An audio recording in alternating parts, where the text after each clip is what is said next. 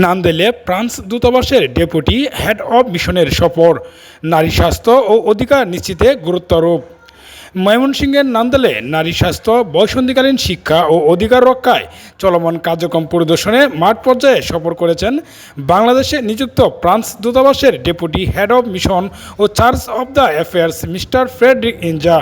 রোববার ৩রা মে উপজেলার রাজগাতি ইউনিয়নের পূর্ব দরিলা গ্রামে বেসরকারি উন্নয়ন সংস্থা ইয়থ প্ল্যানেট এর আয়োজিত নারীদের একটি অনুষ্ঠানে তিনি প্রধান অতিথির বক্তব্য রাখেন এবং বিভিন্ন কার্যক্রম পরিদর্শন করেন।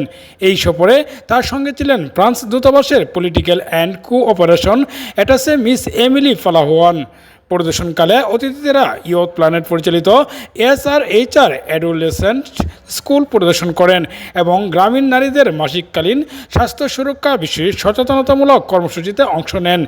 এ সময় প্রশিক্ষণ সম্পন্নকারী 240 জন নারীর মাঝে সনদপত্র বিতরণ করা হয়। উক্ত প্ল্যানেটে 700 জন নারীকে অন্তর্ভুক্ত করা হয় এবং এর আওতায় 400 জন নারীকে প্রশিক্ষণ প্রদান করা হয় ও শিক্ষকদের ট্রেনার হিসেবে গড়ে তোলার পরিকল্পনা রয়েছে। উক্ত অনুষ্ঠানে বিপুল সংখ্যক নারী, কিশোরী ও পুরুষ অংশগ্রহণ করেন।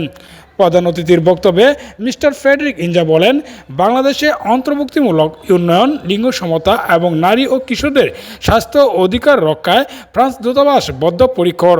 ইয়থ প্ল্যানেটের সাথে আমাদের এই অংশীদারিত্ব ভবিষ্যতে আরও শক্তিশালী হবে।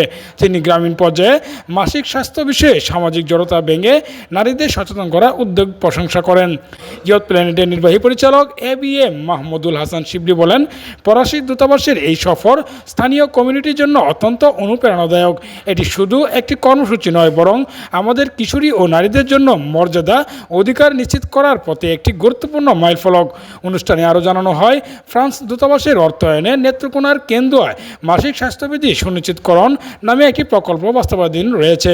খন্দকার ফারজানার সঞ্চালনায় অনুষ্ঠানে ইয়থ প্ল্যানেটের অ্যাসিস্ট্যান্ট ডিরেক্টর প্রিয়া, দৈলা গয়াসপুর আব্দুল হামিদ উচ্চ বিদ্যালয়ের প্রতিষ্ঠাতা সাংবাদিক আব্দুল হামিদ রতন, ভারপ্রাপ্ত প্রধান শিক্ষক আবু সাদেক, সহকারী শিক্ষক গোলাম মোস্তফা, নান্দারুট উচ্চ বিদ্যালয়ের সহকারী শিক্ষক শাপলা আক্তার সহ স্থানীয় গণ্যমান্য ব্যক্তিবর্গ ও সাংবাদিকবৃন্দ উপস্থিত ছিলেন।